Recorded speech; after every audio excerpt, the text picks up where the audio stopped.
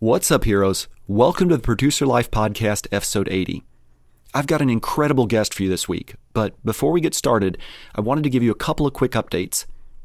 First, my Chill Pepper remix of Tiesto's The Business is out on YouTube.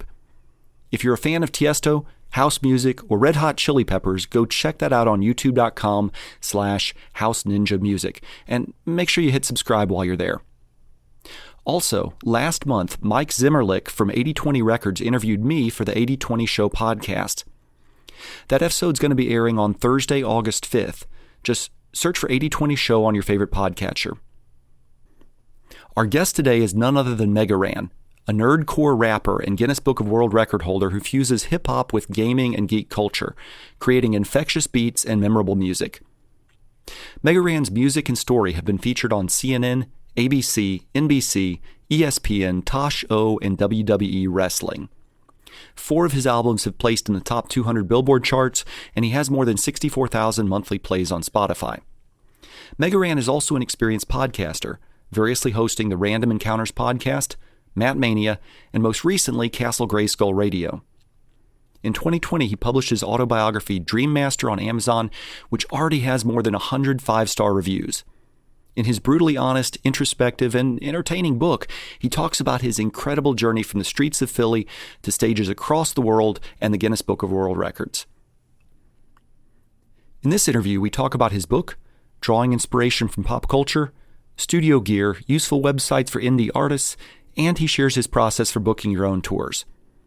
But first, cue the intro music.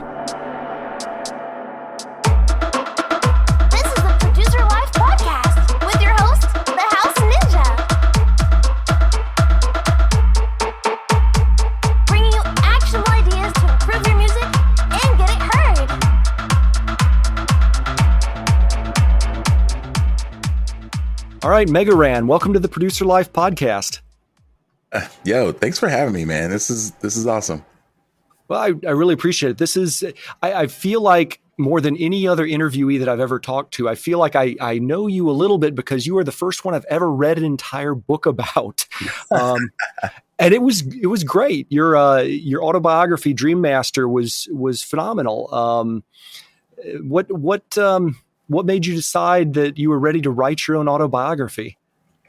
Wow. I've been working on and writing these stories for years, just life lessons from the road, things like that. And I really felt like I had a lot of good stuff.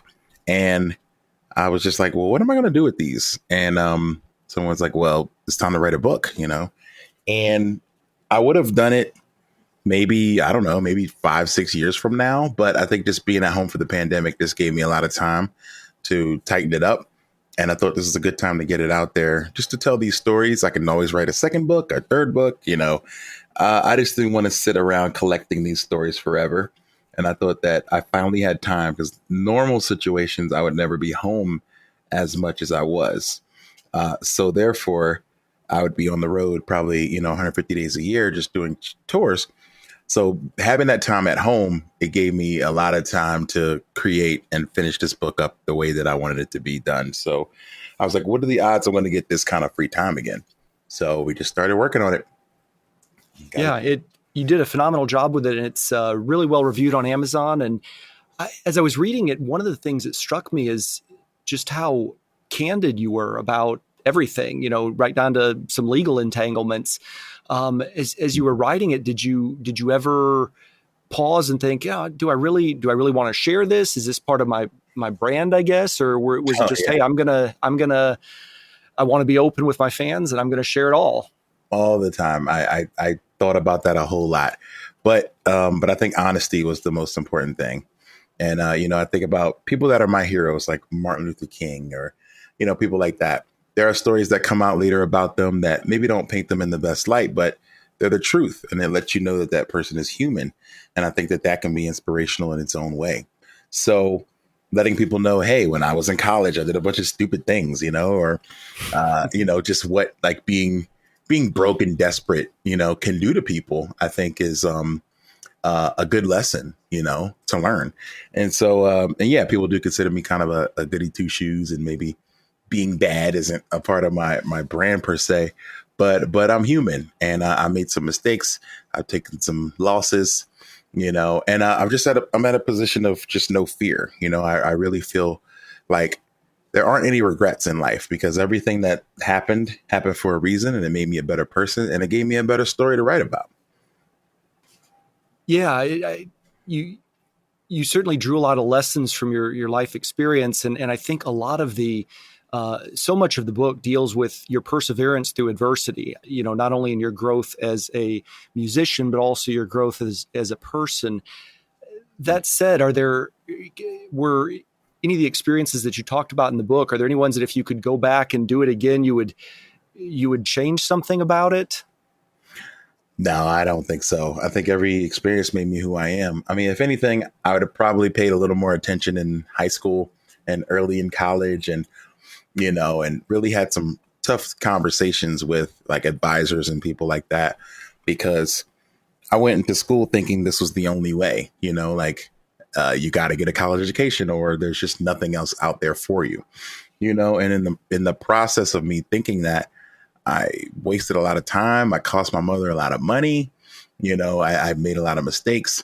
And I think if I had maybe just talked these things through with some people and thought it out a bit more, I could have gone about it a little different. Maybe taken a year off, just sorted myself out, got some ideas together, entered into my creative space a little earlier. I was just very afraid, And so I think that's about it. Any situation where fear kind of stopped me from taking a step, towards my goals and dreams. I think those are the only regrets I have, because, I think that's the main goal I want to push through this book, is that, there's no place for fear. Once you feel it and you get over it, you're unbeatable, so you take that fear and you use it to power the motivation, and you want that adrenaline to push you through the next thing. So that was really a lot of what I noticed, like a common theme in a lot of these stories, were just things that I was afraid of, or afraid of trying, or afraid of doing,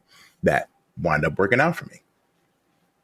Obviously, you've got a lot of terrific and some horrific stories in your autobiography. Can you tell my listeners maybe one or two of your favorites about overcoming a difficult time? Wow. I mean, there's so many, but I think just being a young kid in general, I was just telling a guy, my trainer this morning, about a situation that isn't even in the book, but that I used to use as a really good lesson. I used to teach middle school, and so we used to do ethics classes in the morning, and so it was time to talk to them about just like being a good person, and sometimes just taking into consideration, what someone else could be going through that you don't see. And I use this example when I talk to the kids, that I was on a bus one day in Philadelphia, and these kids are in the back of the bus just being really rowdy, being rude, disrespectful to elders, to anyone who got on the bus, just yelling at them, cursing, all kinds of things. And one gentleman decided to kind of step up for those, elderly people, and just yell like, "Shut that noise up in the back," or whatever. And the kids kind of froze up, and they're like, "Oh man, that sounded scary," like we didn't see who it was, but I'm maybe sitting in the middle. And so his voice kind of booms over past me. And a few blocks later, this guy's getting off the bus, and he has to exit at the back. So the guy walks to the back, and he's about to exit the bus, and he looks back at the kids and is like, "Yeah, I said it. Like, you guys need to shut up and be respectful," or whatever. Like, he was maybe not as rude as they were, but he was very forceful and very kind of threatening with his tone. And then the bus stops, and the doors go open, and it's time for him to exit the bus. And one of the kids in the back, as this guy's walking just like straight ahead, he gets off the bus and just continues to walk down the street, and doesn't ever look back. And the kid on the bus, one of the kids from the bus, jumps up out of his seat and goes to the back door and pulls out a gun. And he's like, "Oh, okay. He's talking to us. We'll show him." And at this moment, I just freeze. And behind him, all of his friends are like, "No, no, no, no, no, no, no, no, chill, come back, come back, come back, come back." And they all invite him back. And And he's like, oh, all right, fine, whatever. And the guy, I looked out the window. The guy is still walking straight ahead, has no idea his life literally was just spared, by one of his friends who just said, nah, not now, don't do it. And it just made me think about, a lesson that I always teach my students is that you just don't know who you're talking to on the street, so try to consider that someone could have just had a really bad day and could be, one rude comment away from either snapping or one nice comment away from, just kind of breaking down, so I think it's a lesson that this is a story that's going to be in the audiobook version. So you get a bit of a preview here. Okay. So yeah, I'm working on the audiobook now. We're just going to have like 2 additional chapters with like some stories and lessons I've learned. But that's awesome. So that was like the most present on the tip of my tongue right now because I'm recording it tomorrow. But yeah, like there's so many times like that where I've experienced things and, if one little thing maybe gone a different way, the story might have been completely different, and that was just one of them. But yeah. Yeah, you've had some close calls. I do think for the audiobook, you should absolutely include those sound effects. That was great. Good idea. Yeah, you're a great storyteller. I think that'll you're doing the audio for it. Oh yeah, for sure. When I talked to the publisher, they were like, "Oh, you want to do an audiobook? That's cool. Let us know who you want to hire to read the book." And I'm like, "What? Hire? I can read." And they're like, "Oh, okay. Well, and they kind of struck my ego a bit. They were like, "Well, we don't have that many clients who are like notable people that want to read their own book." And I think that would be like a selling point. And I'm like, I only want to read audiobooks from the author. That's just kind of how I am. Like, I don't want to read a book if someone else is reading it. I'm not super into that. Even though I think Will Wheaton reads Ready Player One, which is pretty good. Oh, okay. Yeah, that is my favorite. I think that is my favorite movie of all time. So, wow. I mean, I love the book. I don't love the movie as much, but that's awesome because of all the really cool, like, pop culture references, the 80s stuff, the video games, the retro stuff. It's super special to me. So yeah, it's hard. All the different throwbacks. So yeah, although they didn't have any Mega Man in there. No Mega Man, sadly. Talking about video games and your obviously a lot of your connection and your inspiration and your name all comes from this series of video games and you talked in the book about your connection with Japan. You even called it, I think, your Mecca at one point. Talk to me about the relationship you've had with Japan and Japanese culture over the years. Well, what I really love about Japan is that the things that kids my age, 80s babies grew up loving and idolizing and playing with and seeing on, television screens or cartoons or video games, while people in America and our elders told us, to sit those things down and that they're childish things that we need to move on from. When you step foot in Japan, those things, those figures are front and center. They're very proud of those things that they've created. I've gone to a grocery store and seen like Sailor Moon, standees out front, welcoming you to the store. So to be able to see that much of an emphasis on the things that I love in that town, I think is what makes it to me so special, because I grew up all my life with people telling me video games aren't going to get you anywhere. Like anime, cartoons, like stop doing that stuff. It's a waste of time. It's kid stuff. And now like Japan, they love it. And they also recognize it, and highlight it. And they're very proud of their history and their things that they've created. And we all should be proud of the cool, like iconic figures that we've created and that are still a part of people's lives and inspiring them to this day, so it's really cool to see. So I think that was the number one thing. I mean, the food there is amazing. There's that. I mean, come on, you could just turn a corner and see Godzilla just, somewhere. Like, that's really cool. Yeah. Um, Or the giant Gundam robot yeah, downtown Tokyo. I saw your picture of that. I got a picture myself there some years ago. It's amazing. yeah, it's really cool, man. And like, just to see, like, that's it. Like, that's the literal physical manifestation of like the things that we as kids grew up thinking like, wow, this could be a real thing. And Japan went and did it, Yeah. So it's really cool to see. I think that thing is like a real weapon of some sort. You can't convince me otherwise that if it goes down out there, a pilot is going to get into that thing and it's going to take off. It sure looks real. It really does. We get statues of our forefathers and they get giant robots. So it's pretty cool. Right. It's interesting to me, how you've sort of remixed the Mega Man mythos and stories, and you've turned it into your own almost art form in this nerdcore movement. I mean, obviously there's a bunch of different artists that are involved with nerdcore, but the way that you have sort of honored the Mega Man tradition and turned it into something that you own too. In the book, you had a quote. You said, "Settling down means death for a creator." How has that applied to you and your career as Mega Ran? Wow. Yeah, that quote is from Keiji Inafune, the guy who created Mega Man.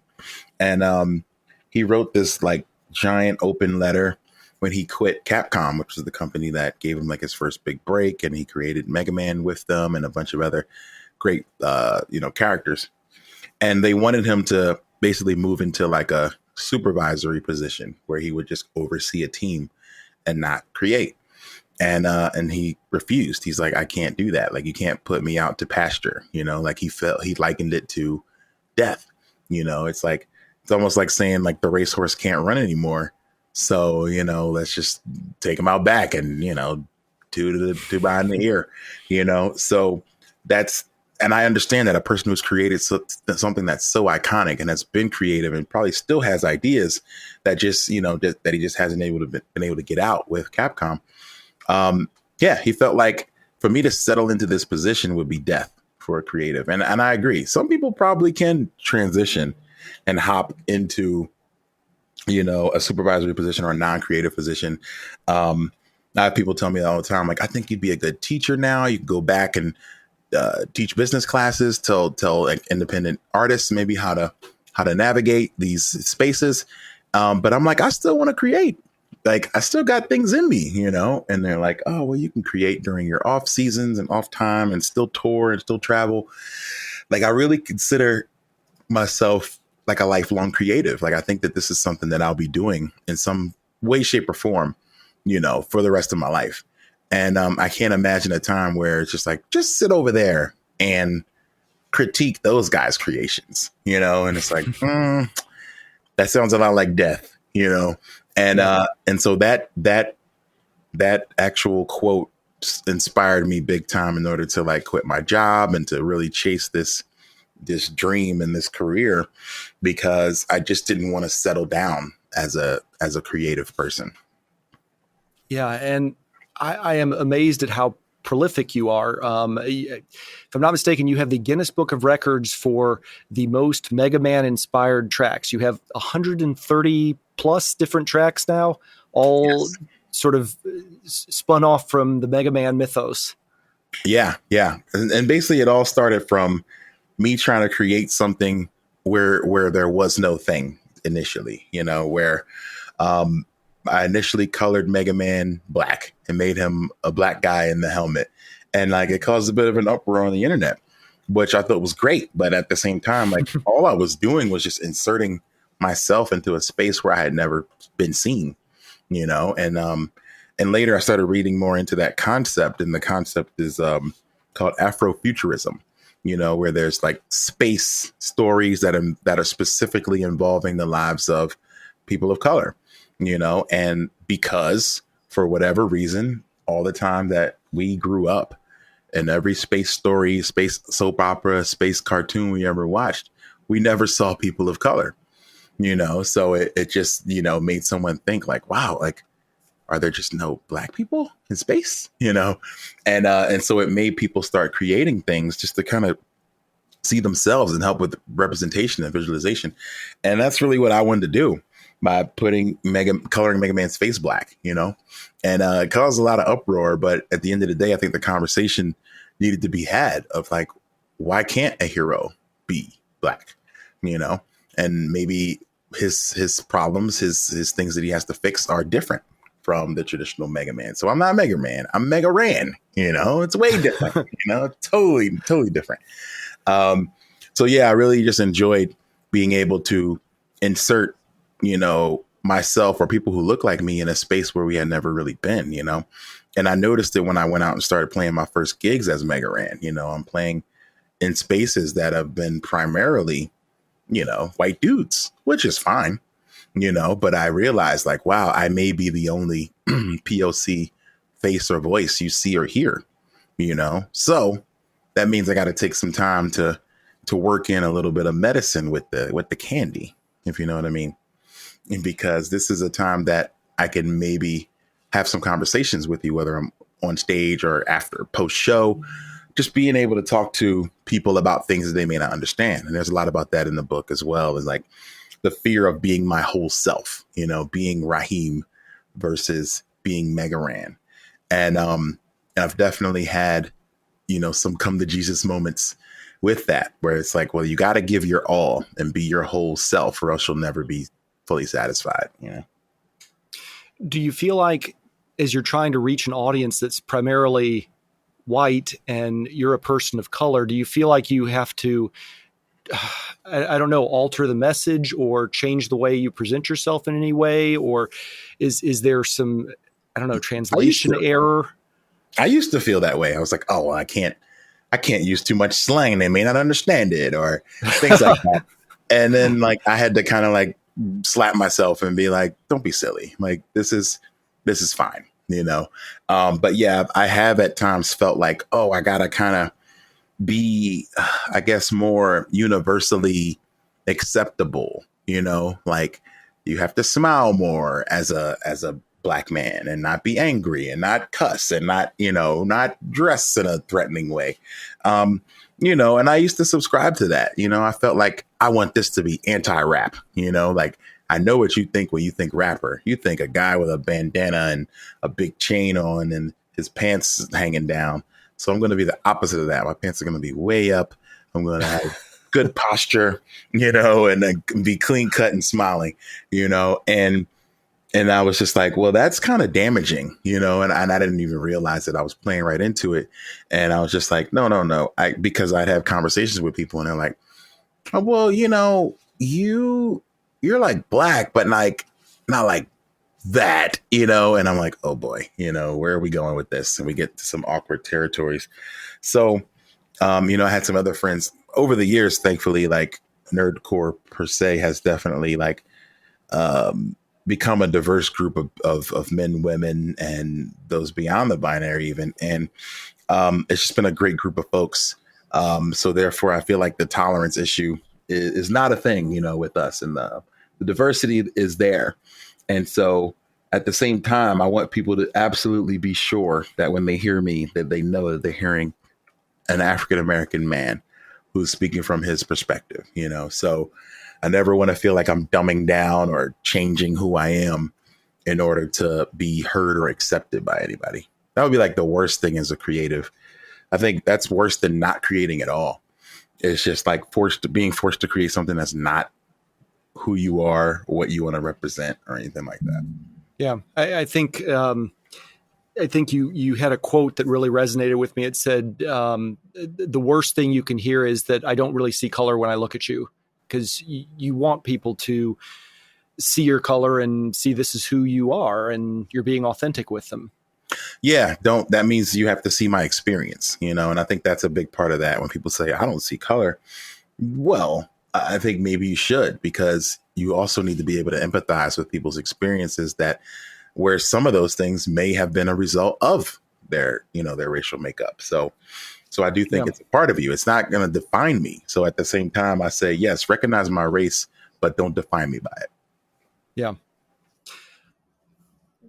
you've got this incredibly diverse set of experiences and challenging experience that you grew up with to draw from. You've got this rich anime and video game culture that you pull from.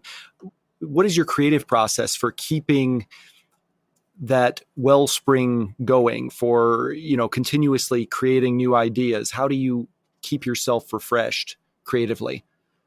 Well, it used to just be, the general process of my workflow, whereas 3 months of the year I'm at home, there's not a lot of touring going on. And then the rest of the year I'm out doing shows.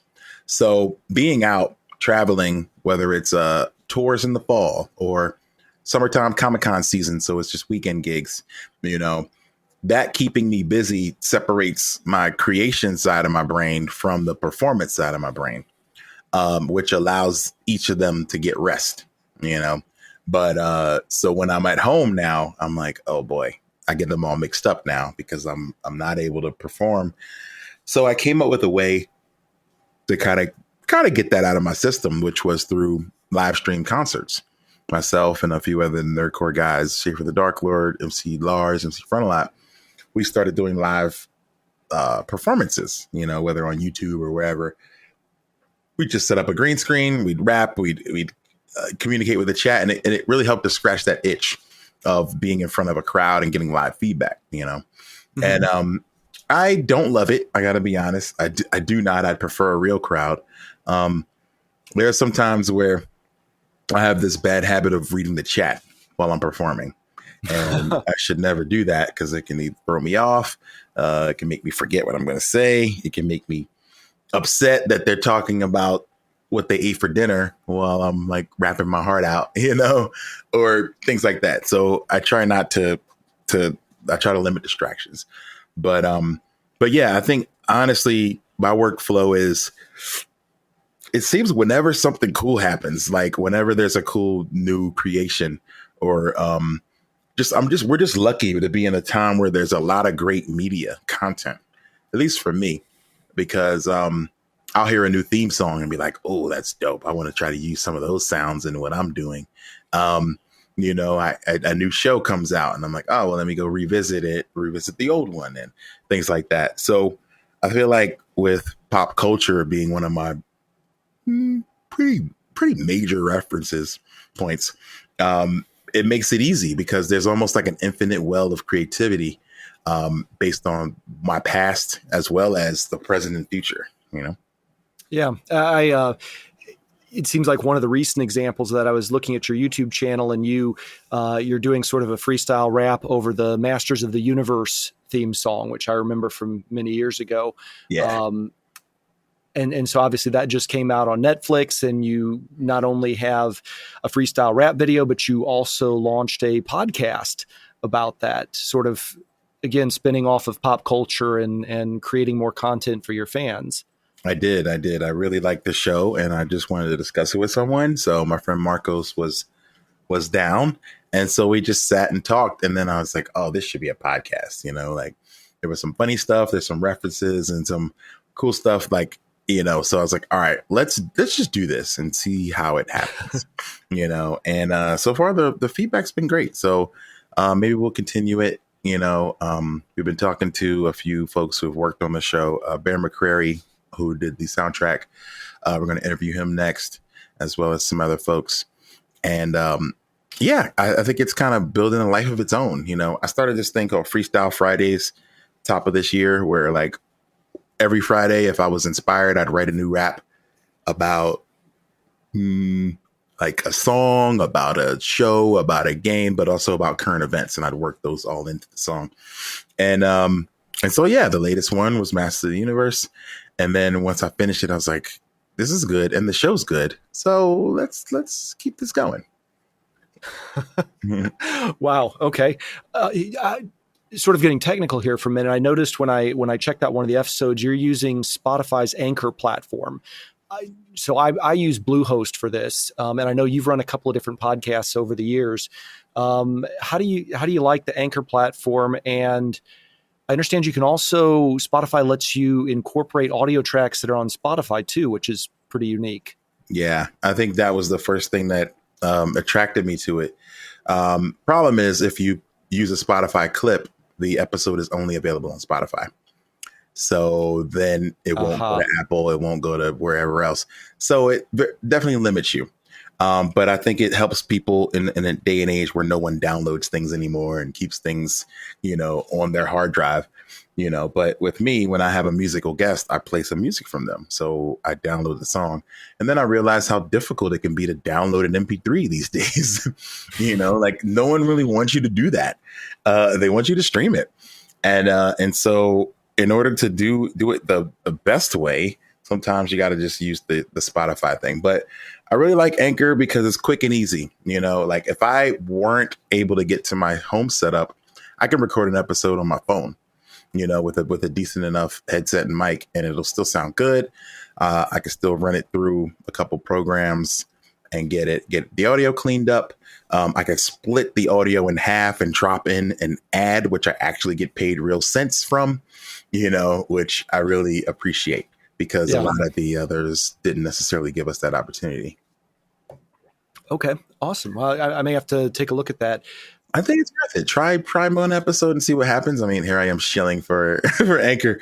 But, move from your other place. Give it a try, But, maybe try both one week and just see what's easier. I'm really big on getting stats and numbers too. And I feel like a lot of the hosts are not giving me the numbers I need. And I have such a hard time digging through, and I hate that process. I'm a musician. I want to see my stuff, give me in the back office. Like you can give me this stuff. And even in music, there's so many hoops you got to jump through. I just found this whole new site, Song Stats, which now I have to pay monthly to get my real streaming numbers throughout the internet, because it aggregates, Apple, it aggregates TikTok, YouTube, everything. And that's the only site I've seen that has done that. So otherwise, if even my direct distributor who I paid to put my money into all these places can't give me an accurate number of how many times it's been played in all these different places. So, and then they give you these little like rewards, like, oh, wait, you didn't know you're in the top 40 in the Netherlands for comedy albums right now. Like they'll just tell you that in real time. And it's pretty special, but I haven't found anything like that for podcasting yet. But the closest I think is Anchor for the stats that they're able to produce for me. Interesting. Okay. Yeah, that's it's important to pay attention to your metrics so you know where advertising and your efforts and everything else are working. I was digging into my own metrics for this podcast, and I was pretty fascinated the other day because I discovered that about 40% of my listeners are in India, which I wasn't expecting, but I think that's phenomenal. So I'm hoping to get some more, maybe some Indian producers on here. Great idea. You touched a little bit on your studio setup. You talked about, if you can't be at your studio, you can record your podcast on your mobile phone and that sort of thing. So tell me a little bit about your technical setup and how you record your vocals. Obviously, as a rapper, that is sort of the heart and soul of your song. Talk to me about the vocal processing. Oh man, I have been through so much. It's funny. I just did an interview with CNN about my home setup, and and it just literally changes from week to week. But right now, I have a pretty good rhythm with what I'm doing, except for the fact that my laptop got stolen this past weekend out of the car in LA. I saw that. I am so sorry. No problem. So at home, I have a rough setup. So if I get some last minute, really good, ideas for words, but I don't think I'm going to be able to keep the melody, I'll just write it down and record it really quickly. So at home, I'm using, what do I have here? I have Reaper, which I really love. Prior to that, I was using a lot of Logic Pro, and I still use Logic once in a while when I'm on a Mac, but on PC, I really love Reaper. So I'll record here with that through an Audio-Technica AT2020. And then if I'm DJing, I have a small little Pioneer DDJ SP3 and a Shure SM58 Beta wireless mic, which also was stolen. I'm thinking of all the things I got to replace. And right now, but I go into a studio. There's a great studio, maybe not even 2 miles from me, my guy Felix runs. And so once a week, I go in there with him when I got to do professional stuff. So I'm doing my audiobooks there. I record my albums there, all that. And that's in a professional setup with Pro Tools 12 on an iMac. The vocals are done on a Neumann U87. Really great mic, a beautiful, one of my favorites. I hate the way my voice sounds. And it's the only microphone that I like the way my voice sounds on. It's the U87.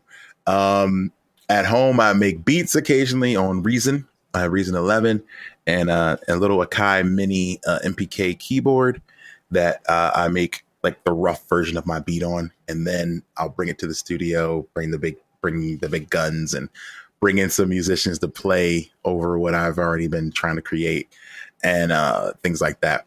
So yeah, that's my workflow. I start the stuff here in my office and then, but I have to finish it occasionally, unless it's like a super quick thing. Like if Masters of the Universe was coming out tomorrow or like tonight at midnight and it was 5 p.m., I'll be like, oh boy, I got to record it at home, because I got to beat the rush of the internet. So I try not to ever put myself in that situation. But there are times where like, if I just know like current events are going to really kill right now, like, I don't know, when Trump was doing something ridiculous every week, I was like, okay, I got to get out a song about this right now, so that this setup allows me to get things like that done immediately and like super quick. So yeah, that's my setup right now. I also stream on Twitch, so I'm using my PC for that. I'm on a AMD Ryzen 8-core processor PC, and I had the HyperX Quadcast microphone, but now I use my Audio-Technica, my AT2020, which I'm on right now, also for video game streaming. Okay. Awesome. What about when you're collaborating? Because you've done a lot of collaborations with other artists, especially was listening to one the other day, Revenge of the Nerds 2. I lost count of how many collaborators you had on that track. The biggest collaboration song I've ever been a part of. So that was MC Lars' song. Shout out to Lars. I recorded my verse for that song 2 years ago, easily. Okay. And the song came out probably the first two, maybe, no. We started shooting a video about the first month of the pandemic. And then it came out maybe 6 months after that. So basically when I asked him, I was like, dude, I recorded this 2 years ago. I don't even remember it. He's like, yeah, that's how long I've been collecting pieces for this. I took my time and I got everybody I wanted, and it just took a really long time. And then the mix, I would imagine bringing in like 15 people from different setups with different amounts of dead air between them and the microphone, different room setups, different reverbs, different all types of things to be able to make that song sound as cohesive as they did. Like, major props to the engineer on that. And yeah, it sounds good. It does. It's, I mean, you've got a lot of terrific tracks out there, and I understand that's MC Lars's track, but you sounded great on that one too. Do you do a lot of your own mixing and mastering, or do you typically have the studio do that for you? Well, my guy at the studio, Felix, my engineer, is super talented, so I don't mind him engineering. If I have time, honestly, sometimes these things just happen so fast and I'm like, I got to do it myself. And I'm decent at a mix and a master. I'm not great and I don't feel fully confident about it. So I wouldn't do it with like an album, but like a Freestyle Friday, I can be a little more lenient with the quality because it's supposed to be kind of mixtape style anyway, so I don't really mind it not being perfect. So I may mix one of those if I'm up against a time crunch, but more often than not, I have two people that mix and master my stuff. Felix and my friend Matt Weiss out of LA, aka Storyville, is a guy I've known most of my professional life from Philadelphia. And he's moved out to LA. He's doing some real big things, but he always makes time for me and mixes my stuff if I need to. So he'll be mixing my next album, which is currently on Kickstarter. Okay, fantastic. I'll include a link to that in the show notes page. Now, your last album came out just in May, didn't it? Maverick Hunters? Yes, Maverick Hunters is a collaboration EP, myself and Novelist, MC from Detroit, where we did, I think, 7 or 8 songs, just kind of loosely based in the universe of Mega Man. I hadn't done any Mega Man things in so long. Like, I was actually trying to get away from Mega Man. Like, I just felt like I was becoming this one trick pony who was only known for like just Mega Man remixes. And so I stopped doing it. But then I met Novelist, and he's an incredible, artist and lyricist, but also a huge fan of Mega Man. But not just any Mega Man. He's a huge fan of Mega Man Zero, who's like the opposite character alongside Mega Man in these games. So I was just like, well, what a coincidence that I would run into somebody who actually enjoys, the sidekick, So I think us doing a team up project is just perfect. So that's what we did. We started working on it, and it came out really well. He came to Phoenix. We did 2 videos together. Right now we're doing a remix competition. And so that'll probably be my next release. Technically, it'll be all of our best remixes for Maverick Hunters will probably come out on like a Bandcamp or something like that. And then people will be able to download our favorite ones of the remixes, because we're getting some great ones in. Are you still, so I think this podcast is going to be coming out next week. Will you still be accepting submissions at that point? Is that something that I could? Mm-hmm. Okay. Absolutely. Awesome. Definitely. Have them message me on any of the socials at Megaran and tell me you're interested, and I'll send over the stems. Terrific. When's the deadline for that? Well, we did say August 1st, but I think that because there's going to be a few more coming, I think we'll push it 2 more weeks. So August 14th. August 14th. Okay. All right. Cool. We talked a little about producing, but you mentioned that your 2 favorite words are tour time. And you spend a good chunk of your time, most of your year really, doing either the Comic-Con type gaming convention tours in the summer, and then I guess more conventional tours in the fall. Is that right? Yeah, that's pretty accurate. For the most part, like my falls are usually pretty booked up with touring, springs as well. And then those off seasons are weekend gigs like Comic-Cons. Okay. Talk to me about planning a tour. What goes into that, and what would you, for newer artists that are just sort of starting to dip their toes into the touring world, what advice can you offer? Man, well, as with most things with being a DIY artist, you can't be afraid of rejection, so you have to be willing to send out a multitude of emails and inquiries and be turned down on most of them. So you start gathering your bag of tricks, your tools, if you will. First thing is Google Maps. You open up Google Maps in one tab. Another tab, you open up an Excel spreadsheet. You write down the cities you like. And then the next tab you open up should be either your Spotify back office, or if you're a podcaster, your Anchor or whatever your back office is. Find out who's playing your music and where they are. Now, write down your top cities, then get to a map, type in the city, find out what the next nearest town is around it. Then open up another app I keep in my bag of tricks, which is called indieonthemove.com. Now, you open up Indie on the Move, and it's a complete independent venue database of the entire country. So once you find a city, you type in that city on Indie on the Move. You find a spot that's, appropriate size-wise for you. Don't try to play the 2,000-person room when you have 6 listeners, things like that. You build that together, and you just kind of start plugging in things. You just plug in, and then you send off a bunch of inquiries, and you try to make these connections if you can.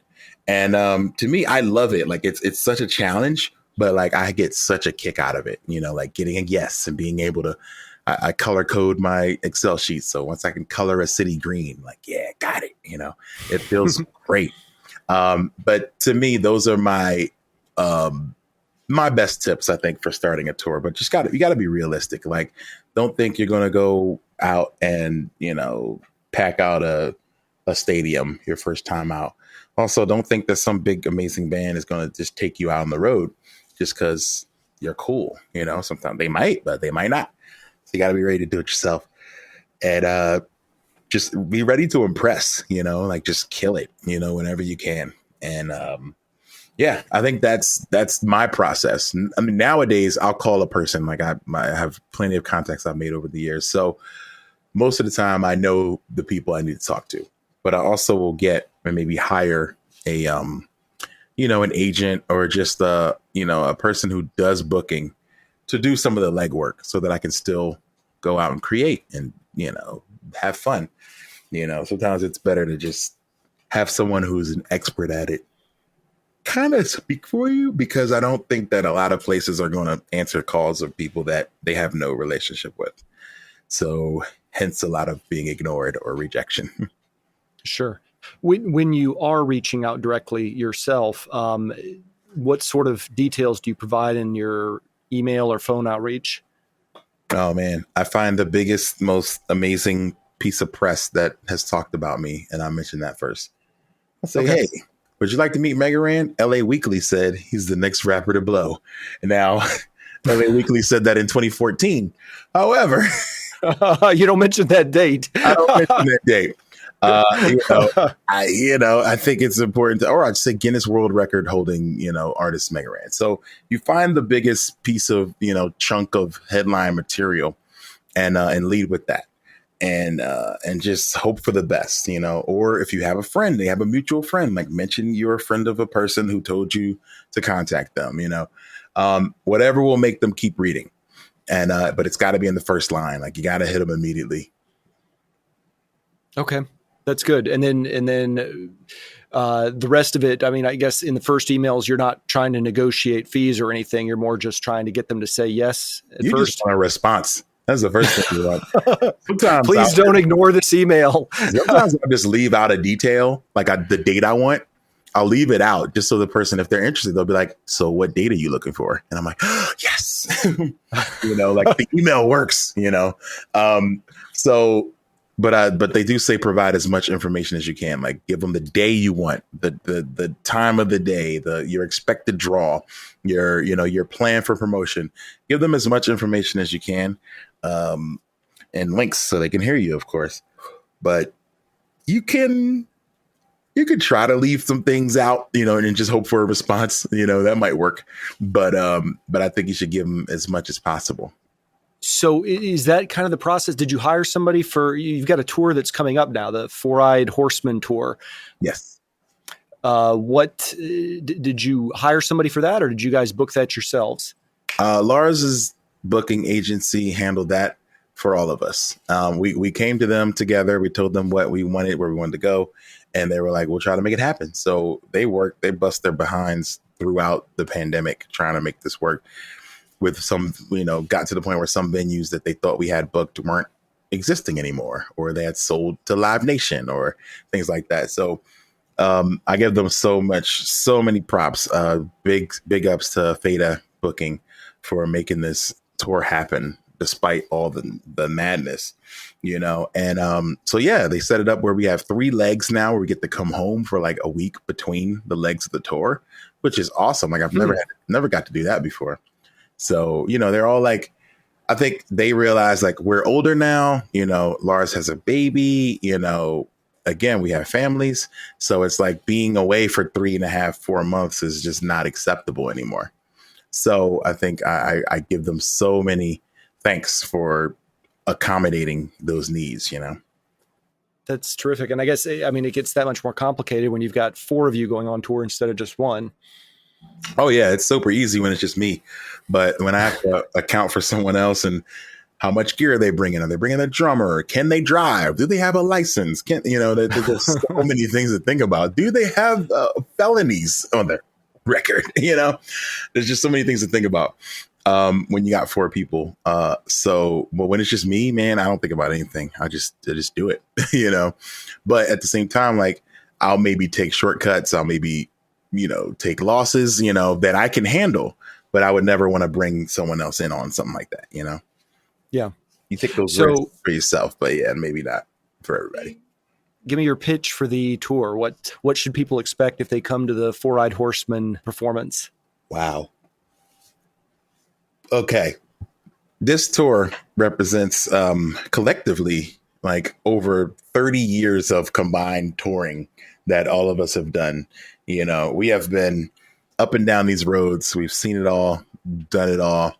And I think that the shows are tightened to a point where it's going to be so airtight. You know, you're going to get funny songs, you're going to get sad songs, you're going to get songs that make you think, songs that make you dance.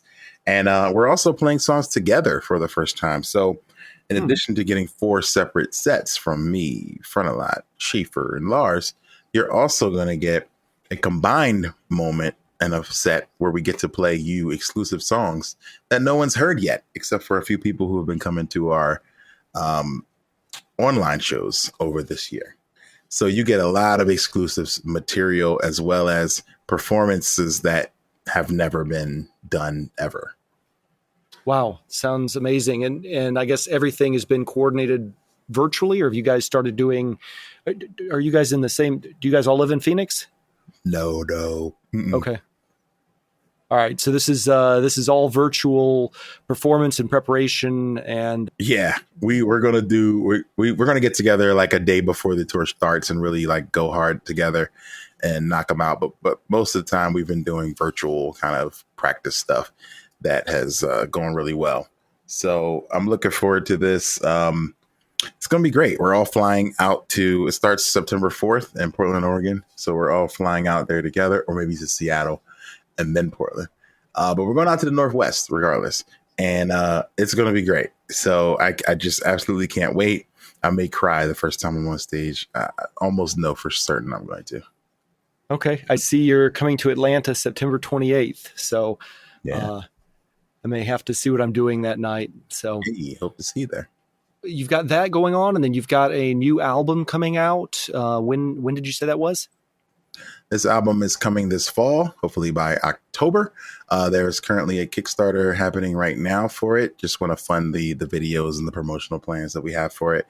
It's called Live 95, and it will be coming soon.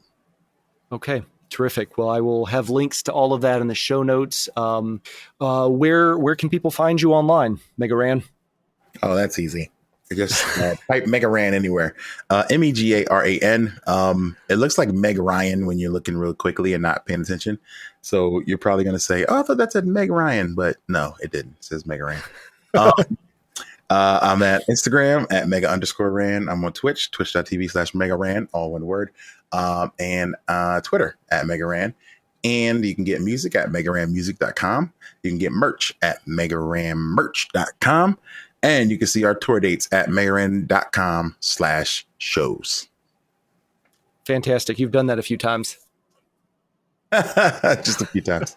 Just a few. All right. Well, thank you. Thank you so much for your time tonight, Mega Ran. I really appreciate it. And good luck on the tour and good luck with your new album. Dude, thank you so much. Thank you so much for listening. I'll have links to all of Mega Ran's socials on the show notes page at producerlifepodcast.com. Just look for episode 80. If you're interested in his remix contest, remember the deadline is August 14th. So DM him on his socials for the stems and let him know you heard about the contest on the Producer Life podcast. Also, don't forget to leave a rating and review wherever you're getting your podcasts.